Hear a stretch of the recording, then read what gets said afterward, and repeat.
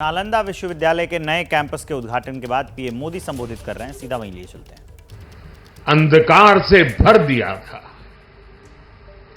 अब इसकी पुनर्स्थापना भारत के स्वर्णिम युग की शुरुआत करने जा रहा है। साथियों, अपने प्राचीन अवशेषों के समीप नालंदा का नवजागरण, ये नया कैंपस विश्व को भारत के सामर्थ्य का परिचय देगा। नालंदा बताएगा, जो राष्ट्र मजबूत मानवीय मूल्यों पर खड़े होते हैं, वो राष्ट्र इतिहास को पुनर्जीवित करके बेहतर भविष्य की नींव रखना जानते हैं। और साथियों, नालंदा केवल भारत के ही अतीत का पुनर्जागरण नहीं है, इसमें विश्व के, एशिया के कितने ही देशों की विरासत जुड़ी हुई है। एक यूनिवर्सिटी कैंपस के इनॉग्रेशन में इतने देशों का उपस्थित होना, यह अपने आप में अभूतपूर्व है। नालंदा यूनिवर्सिटी के पुनर्निर्माण में हमारे साथी देशों की भागीदारी भी रही है। मैं इस अवसर पर भारत के सभी मित्र देशों का, आप सभी का अभिनंदन करता हूं। मैं बिहार के लोगों को भी बधाई देता हूं। बिहार अपने गौरव को वापस लाने के लिए जिस तरह विकास की राह पर आगे बढ़ रहा है, नालंदा का ये कैंपस उसी की एक प्रेरणा है। साथियों, हम सभी जानते हैं कि नालंदा कभी भारत की परंपरा और पहचान का जीवंत केंद्र हुआ करता था। नालंदा का अर्थ है न अलम ददाति इति नालंदा, अर्थात जहां शिक्षा का, ज्ञान के दान का अविरल प्रवाह हो। शिक्षा को लेकर, एजुकेशन को लेकर यही भारत की सोच रही है। शिक्षा सीमाओं से परे है, नफा नुकसान के नजरिए से भी परे है। शिक्षा ही हमें गढ़ती है, विचार देती है और उसे आकार देती है। प्राचीन नालंदा में बच्चों का एडमिशन, उनकी पहचान, उनकी नेशनलिटी को देखकर नहीं होता था। हर देश, हर वर्ग के युवा यहां आते थे। नालंदा विश्वविद्यालय के इस नए कैंपस में हमें उसी प्राचीन व्यवस्था को फिर से आधुनिक रूप में मजबूती देनी है। और मुझे ये देखकर खुशी है कि दुनिया के कई देशों से यहां स्टूडेंट्स आने लगे हैं। यहां नालंदा में 20 से ज्यादा देशों के स्टूडेंट्स पढ़ाई कर रहे हैं। ये वसुधैव कुटुंबकम की भावना का कितना सुंदर प्रतीक है।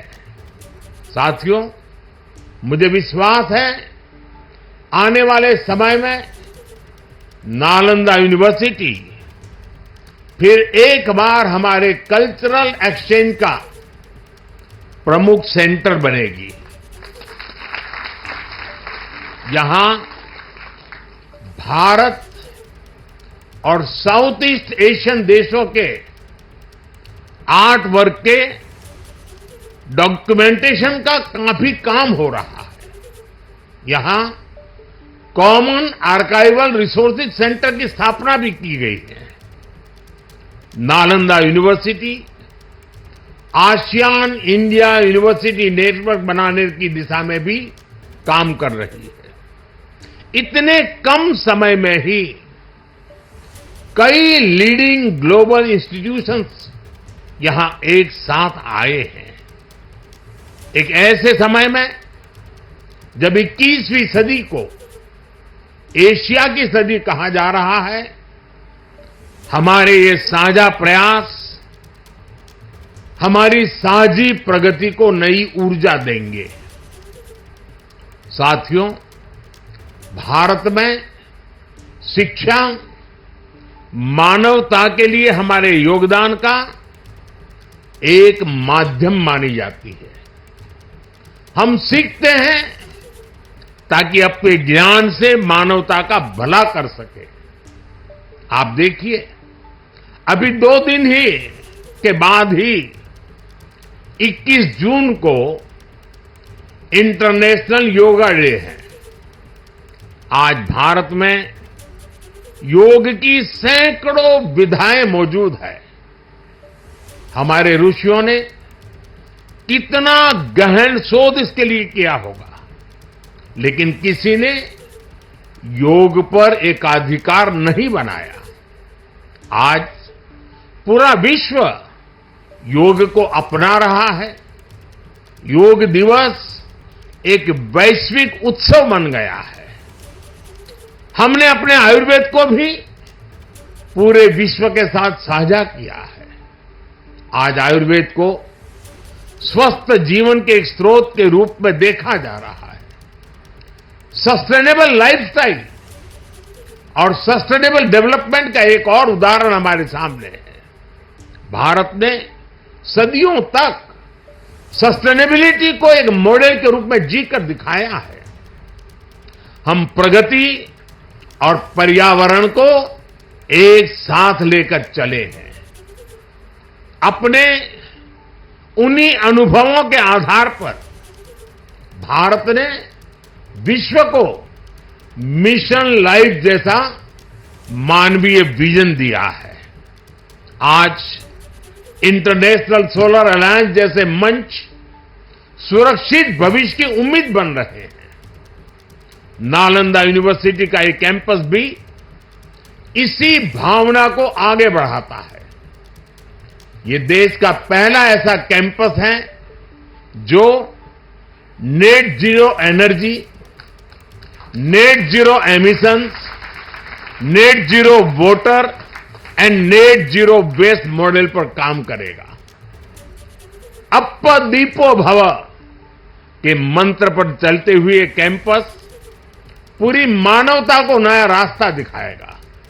साथियों, जब शिक्षा का विकास होता है तो अर्थव्यवस्था और संस्कृति की जड़ें भी मजबूत होती है। हम डेवलप कंट्रीज को देखें तो ये पाएंगे वो इकोनॉमिक और कल्चरल लीडर तब बने जब वो एजुकेशनल लीडर्स हुए। आज दुनिया भर के स्टूडेंट्स और ब्राइट माइंड्स उन देशों में जाकर वहां पढ़ना चाहते हैं। कभी ऐसी स्थिति हमारे यहां नालंदा और विक्रमशिला जैसे स्थानों में हुआ करती थी। इसलिए ये केवल संयोग नहीं है कि जब भारत शिक्षा में आगे था तब उसका आर्थिक सामर्थ्य भी नई ऊंचाई पर था। ये किसी भी राष्ट्र के विकास के लिए एक बेसिक रोड मैप है। इसलिए 2047 तक विकसित होने के लक्ष्य पर काम कर रहा भारत इसके लिए अपने एजुकेशन सेक्टर को उसका कायाकल्प कर रहा है। मेरा मिशन है कि भारत दुनिया के लिए शिक्षा और ज्ञान का केंद्र बने। मेरा मिशन है भारत की पहचान फिर से दुनिया के सबसे प्रोमिनेंट नॉलेज सेंटर के रूप में उभरे और इसके लिए भारत आज बहुत कम उम्र से ही अपने स्टूडेंट्स को इनोवेशन की स्पिरिट से जोड़ रहा है। आज एक तरफ 1 करोड़ से ज्यादा बच्चों को अटल टिंकरिंग लैब में लेटेस्ट टेक्नोलॉजी के एक्सपोजर का लाभ मिल रहा है, वहीं दूसरी ओर चंद्रयान और गगनयान जैसे मिशन स्टूडेंट्स में साइंस के प्रति रुचि बढ़ा रहे हैं। इनोवेशन को बढ़ावा देने के लिए भारत ने 1 दशक पहले स्टार्टअप इंडिया मिशन की शुरुआत की थी। तब देश में कुछ 100 ही स्टार्टअप थे, लेकिन आज भारत में 1,30,000 से ज्यादा स्टार्टअप है। पहले की तुलना में आज भारत से रिकॉर्ड पेटेंट फाइल हो रहे हैं, रिसर्च पेपर पब्लिश हो रहे हैं। हमारा जोर अपने यंग इनोवेटर्स को रिसर्च और इनोवेशन के लिए ज्यादा से ज्यादा मौके देने का है। इसके लिए सरकार ने 1 लाख करोड़ रुपए का रिसर्च फंड बनाने की घोषणा भी की है।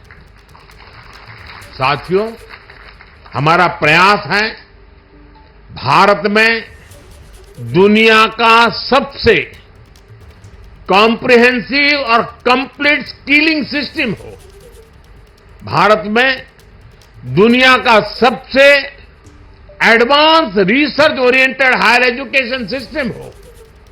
इन सारे प्रयासों के नतीजे भी दिखाई दे रहे हैं। पिछले कुछ सालों में भारतीय यूनिवर्सिटीज ने ग्लोबल रैंकिंग में पहले से काफी बेहतर परफॉर्म करना शुरू किया है। 10 साल पहले क्यूएस रैंकिंग में भारत के सिर्फ 9 शिक्षा संस्थान थे। आज इसकी संख्या बढ़कर 46 पहुंच रही है। कुछ दिन पहले ही Times Higher Education Impact Ranking आई है। कुछ साल पहले तक इस रैंकिंग में भारत के सिर्फ 13 इंस्टीट्यूशंस थे, 13। अब इस ग्लोबल इंपैक्ट रैंकिंग में भारत के करीब 100 शिक्षा संस्थान शामिल हुए। पिछले 10 वर्षों में औसतन भारत में हर सप्ताह एक यूनिवर्सिटी बनी है।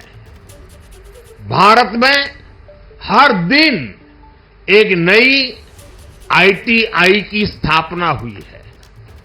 हर तीसरे दिन एक अटल टिंकरिंग लैब खोली गई है। भारत में हर दिन 2 नए कॉलेज बने हैं। आज देश में 23 आईआईटीज हैं। 10 साल पहले 13 आईआईएम्स थे, आज ये संख्या 21 है। 10 साल पहले की तुलना में आज करीब 3 गुना यानी कि 22 एम्स है। 10 साल में मेडिकल कॉलेजों की संख्या भी करीब 2 गुनी हो गई है। आज भारत के एजुकेशन सेक्टर में बड़े रिफॉर्म्स हो रहे हैं। नेशनल एजुकेशन पॉलिसी ने भारत के युवाओं के सपनों को नया विस्तार दिया है। भारत की यूनिवर्सिटीज ने फॉरेन यूनिवर्सिटीज के साथ भी कोलैबोरेट करना शुरू कर दिया है। इसके अलावा डीकन और वलुंगोंग जैसी इंटरनेशनल यूनिवर्सिटीज भी भारत में अपने कैंपस खोल रही है। इन सारे प्रयासों से भारतीय छात्रों को हायर एजुकेशन के लिए भारत में ही सर्वश्रेष्ठ शिक्षा संस्थान उपलब्ध हो रहे हैं। इससे हमारे मध्यम वर्ग की भी बचत भी हो रही है। साथियों, आज विदेशों में हमारे प्रीमियर इंस्टीट्यूट्स के कैंपस खुल रहे हैं। इसी साल अबू धाबी में आईआईटी दिल्ली का कैंपस खुला है। तंजानिया में भी आईआईटी मद्रास का कैंपस शुरू हो चुका है और ग्लोबल होते भारतीय शिक्षा संस्थानों की तो ये शुरुआत है। अभी तो नालंदा यूनिवर्सिटी जैसे संस्थानों को भी दुनिया के कोने कोने में जाना है। साथियों, आज पूरी दुनिया की दृष्टि भारत पर है, भारत के युवाओं पर है। दुनिया बुद्ध के इस देश के साथ, मदर ऑफ डेमोक्रेसी के साथ कंधे से कंधा मिलाकर चलना चाहती है।